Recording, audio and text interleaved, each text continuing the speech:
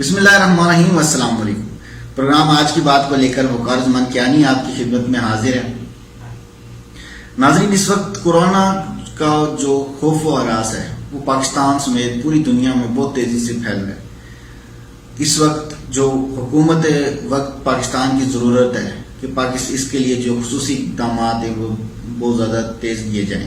اس کے علاوہ پاکستان کی عوام کو اسپیشلی بہت زیادہ ایجوکیٹ کیا جائے، کیونکہ اگر آپ دیکھیں گے کہ ترقی یافتہ ممالک میں جس شدت کے ساتھ کورونا پھیل رہا ہے، اگر خدا نخواستہ پاکستان میں جو ہے وہ اس طرح پھیلنا شروع ہو گیا تو بہت زیادہ مشکلات کا سامنا کرنا پڑ سکتے ہیں۔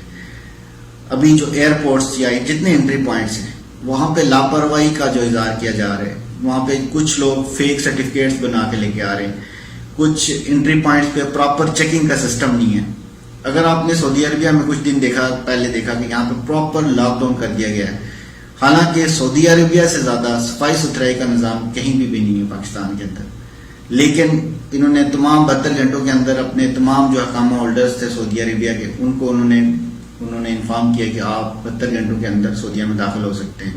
اس کے بعد انہوں نے مکمل طور پر کلوز کر دیا۔ آج ہمارے پروگرام میں سینئر جرنلسٹ پاک کشمیر میڈیا گروپ یہاں سعودی عربیہ کے پریزیڈنٹ بھی ہیں اور مختلف نیشنل قومی چینلز کے ساتھ کام کر رہے ہیں، جناب حافظ عرفان کٹانہ صاحب۔ ہم نے ان سے رابطہ کیا ہے اور ان کو اپنی ٹیلی فون لائن پہ ہم نے لیا ہے۔ آپ اسلامک اسکالر بھی ہیں، اسلامک پوائنٹ آف ویو سے ہم ان سے جاننے کی کوشش کریں گے کہ کیا اس سے پہلے کیا پریکٹس رہی ہے اور اسلام ہمیں کیا کہتا ہے کہ جب خدا نخواستہ کوئی وبا پھیلتی رہی ہے پہلے تو اسلامک پوائنٹ آف ویو سے ہم اس کو کیسے ڈیل کر سکتے ہیں۔ آئیے جانتے ہیں حافظ عرفان کٹانہ سے مزید۔ جو کورونا کے حوالے سے ابھی جو چل رہا ہے، سچویشن چل رہی ہے، اس کا ہمیں تھوڑا سا اسلامک پس منظر سے ہم جاننا چاہ رہے تھے کہ اسلامک پوائنٹ آف ویو سے کس طرح ہم اس کو کنٹرول کر سکتے ہیں، یا اسلام میں اس کی کیا پریکٹس رہی ہے۔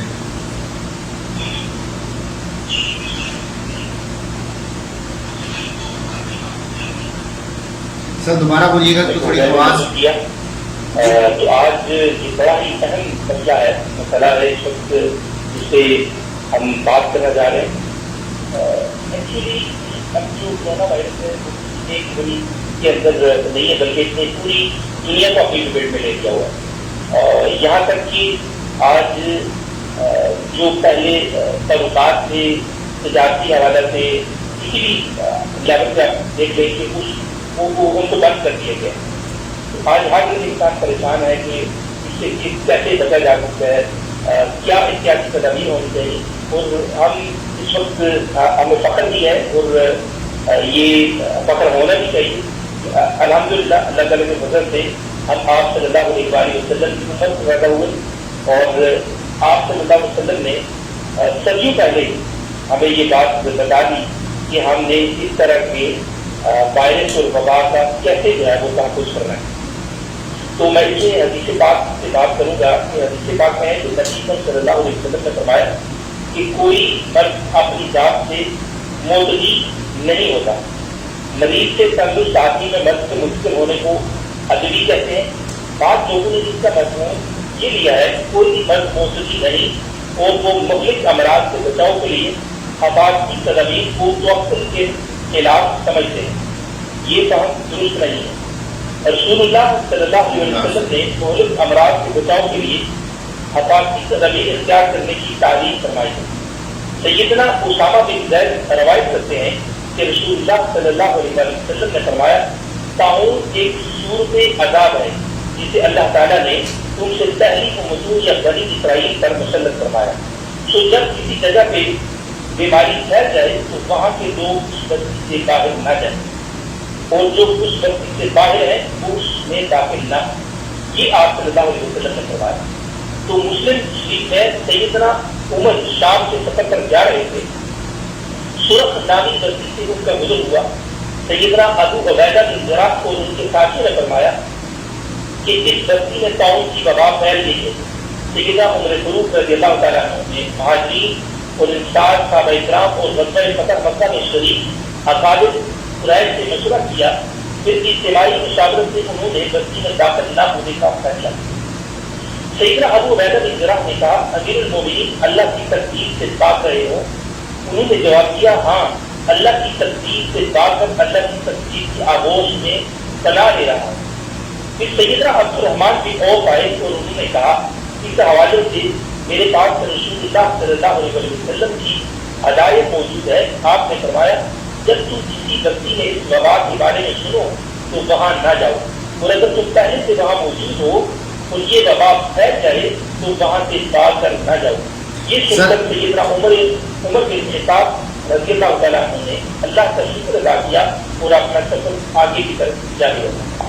اس حدیث سے معلوم ہوا کہ مسلمانوں کو مبتدی وبا سے بچنے کے لیے حفاظتی تدابیر اختیار کرنی چاہیے. سر اس میں ایک چیز مجھے جاننا چاہوں گا, ایک چیز یہ جاننا چاہوں گا کہ یہ جو ہے یعنی اس میں کیا حکم ہے؟ اسلام میں یہ حکم آیا کہ اگر کسی جگہ وبا پھیل چکی ہے تو آپ نے وہاں سے نقل و حرکت نہیں کرنی. آپ نے کسی دوسرے کنٹری میں, کسی دوسرے ملک میں اگر آپ نے آبائی گاؤں میں جانا نہیں جانا, مجھے یہ سمجھ آئیے, آپ اس بارے میں بتائیے گا پلیز.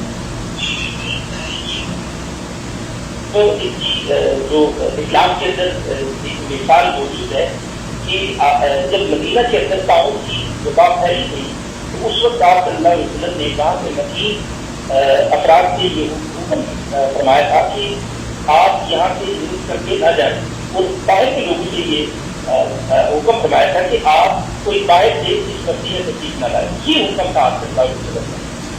بہت بہت شکریہ حافظ صاحب. انشاءاللہ آئندہ کے پروگرام میں دوبارہ تفصیلی اس کے اوپر بات کریں گے. بہت شکریہ, آپ نے اپنا جو ٹائم ہمارے لیے نکالا. بہت شکریہ. ناظرین, آپ نے جانا کہ اسلامک پوائنٹ آف ویو سے, اسلام کے حوالے سے ہم کورونا وائرس سے کس طرح نپٹ سکتے ہیں, اور اسلامی تعلیمات ہمیں کہتی ہیں کہ اگر آپ جس بھی علاقے میں ہیں, جس ملک میں ہیں, وہاں پہ اگر وہاں پہ وبا پھیل چکی ہے یا وہاں پہ کوئی جو وبا پھیل چکی ہے تو آپ نے اسی میں رہنا ہے, وہاں سے آپ نے نقل و حرکت نہیں کرنی. اور اپنے اسلامک پوائنٹ آف ویو سے یہی ہے کہ ہم نے کسی بھی مرض سے یا کسی مرض کو ہم نے اس سے گھبرانا نہیں ہے.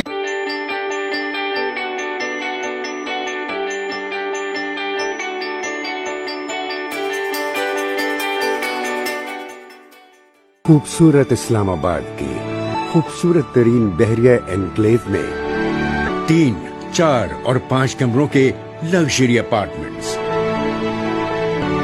دی سینٹریم, آئیکانک لیونگ.